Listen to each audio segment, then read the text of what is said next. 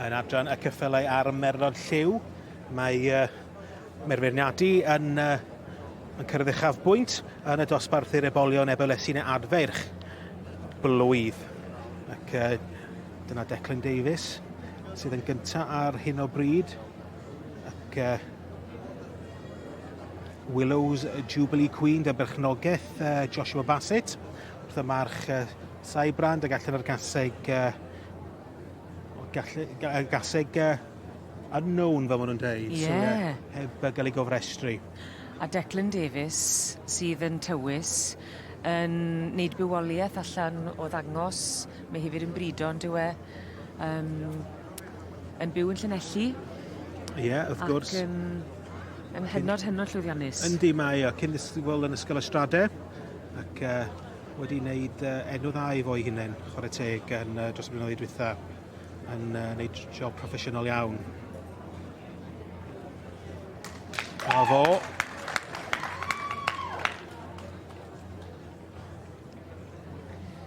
Ti'n cael ei dynnu mewn eto.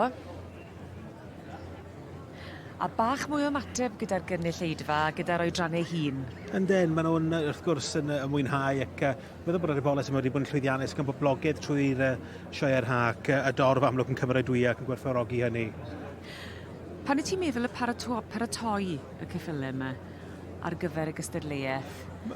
Yn wedi gyfer Ceffylau Lliw, achos bod y gymaint o wyn ar nhw, mae'n job o hanner. Fydd yna dipyn o waith yn carthu, yn siŵr bod ei stablu nhw'n lan, fydd yna coti ar nhw, fydd nhw'n cael ei olchi.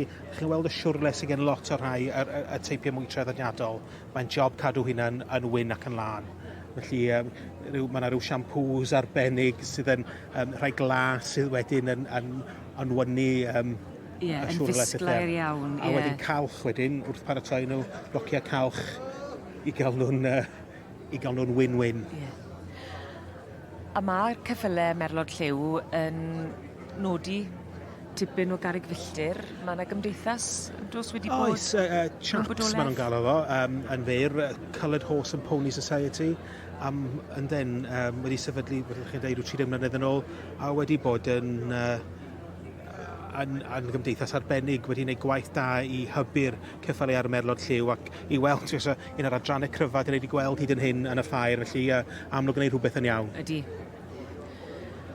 Yn ogystal â'r ceffylau, mae'r rheini sydd yn tywys ar wisg yr un mor bwysig, achos mae'n siŵr bod y beirniad yn edrych ar y llun cyflawn. Yndi, mae'n rhaid, fel arfer, y brethyn, dyn ni'n gweld brethyn yn draddodiadol, a dibynnu ar y teip o geth, mae'n bellu a cap flat, mae'r rhai a fatha riding hats, capau marchogaeth i'r rhai i'r bridiau neu'r teipiau mwy ar gyfer marchogaeth, ac ambell un ceffylau chwaraeon yn gwisgo bowler. Bob un yn bach yn wahanol. Mae'r rhai wedyn mwy brodorol ond gwisgo'r flat cap. Felly mae'n y cydweddi rhwng y dangosydd a'r ceffyl ei hunan. A mae'r hosglymau mas a'r cardiau hefyd. Ac yn dipyn o ddornod i Willow's Jubilee Queen yn mynd ar wobr gynta i'r Ebolion, yr Ebolesi neu'r adferch blwydd o'd yn adran y ceffylau ar Merlod Lliw. A Willow's Jubilee Queen o Sir Gyfyrddin ac yn dangos Declan Davies yn gyn-ddisgybl o Ysgol Ystrade ac yn neud i fywoliaeth trwy ddangos ac yn brido a chynhyrchu hunan hefyd. Wel, Declan Davies enillydd y dosbarth i'r rhai blwyddi, wedi bod dosbarth cryf. Oh, yeah, a very strong class. The foals before and this yearling class now. This one, fair play, couldn't have happened to a nicer owner. You've had a bit of success over the last back part of the summer with her. Yeah, she's won pretty much every time out. So, and her half-brother went champion with me last year.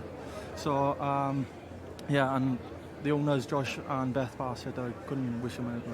Well, that's great. Well, they're here watching surely somewhere? No, they're on the plane on holiday. Oh, well, yeah. That message will be a great one for the holiday, I'm sure. Yeah, thank you very much. Gŵr o dre'r sosban wedi wneud I swydd yn wych yn tywys Willows Jubilee Queen yn eiddo I Joshua Bassett i'r safle cynta. A llongyfarchedau mowr iawn a'r wobr gynta yn mynd nôl I Lanelli.